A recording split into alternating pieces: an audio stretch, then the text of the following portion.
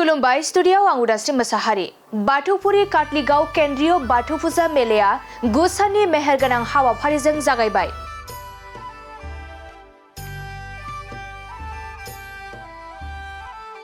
बाक्सा जिल्लानि बेन्दोंआव थानाय बाथौपुरी काटलिगाव केन्द्रीय बाथौ फुजा मेलाया देग्लाय बोसोराव 9 साननि मेहेरगोनां हाबाफारिजों जागायबाय।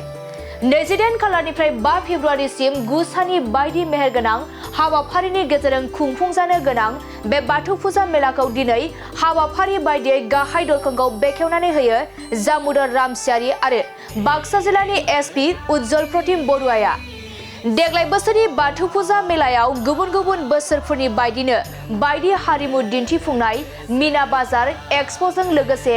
DID लिटिल मास्टार सीजन 5 नि टेलिभिजनाव मोसानानै मुंदांखा जाबोनाय नवजित नार्जारिनि मोसानाय, सुदेमसना रामसियारि, मिथिसार बर', लैथोमा बसुमतारी, सोरजिसुमा बैसोमुतियारि, जेसि नार्जारि, नयन बरगयारि बिथांमोननि मोसानाय मेथाइ रोजाबनायखौ नुनो मोननायजों लोगोसे बेनि अनगायैबो बैसागो मोसानाय बादायलायनाय, हारसिं मोसानाय बादायलायनाय, हाबा मेथाइ बादायलायनाय, फेशन श' बादायलायनाय बायदि हाबाफारिखौ लानाय जादों होननानै फुजा मेला सामलाय आफादा मिथिहोदों।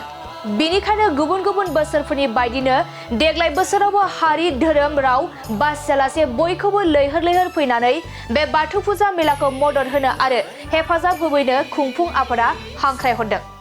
फैयै फैयै जोंनिया बे बाथौ फुजा आफादा 57थि बोसोराव आगान फैबाय। दिनै 50थि बोसोरनि दिनै सेथि सान आरो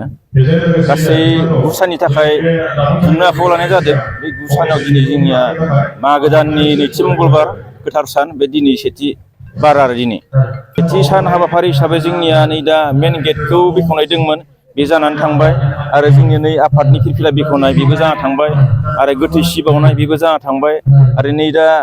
मन्दिर बेखेवनो दोङो, बेखौ जोङो दसे समनि उनाव बेखेवगोन आरो लोगोसे नै आलासि जिरायसालि दोङो, बेखौबो दसे समाव बेखेवनाय जागोन आरो बे गुदिनिया हाबाफारियाव जोङो आर'ज हानजा थायो फुङाव, आर'ज हानजानि उनाव जोङो आरो मोनायाव थाबाय खेराइ मोसानाय आरो बायदिसिना बादायलायनाय दोङो, जेरै बैसागो मोसानाय बादायलायनाय दोङो आरो सिंगेल डेन्स मोसानाय बादायलायनाय दोङो आरो फेशन श' कम्पिटिसन दोङो आरो सिंगार आरो बायदि बायदि बहुदता आइटेमनि बहुद माबा लानाय जादों आरो जों मोनायाव। नायगिरिफोरनिफ्राय जों बेखौनो खावलायगोन जाहाथे बयबो खुनु जेबो गिनांगौ गैयाजासे बयबो फै, नायफै,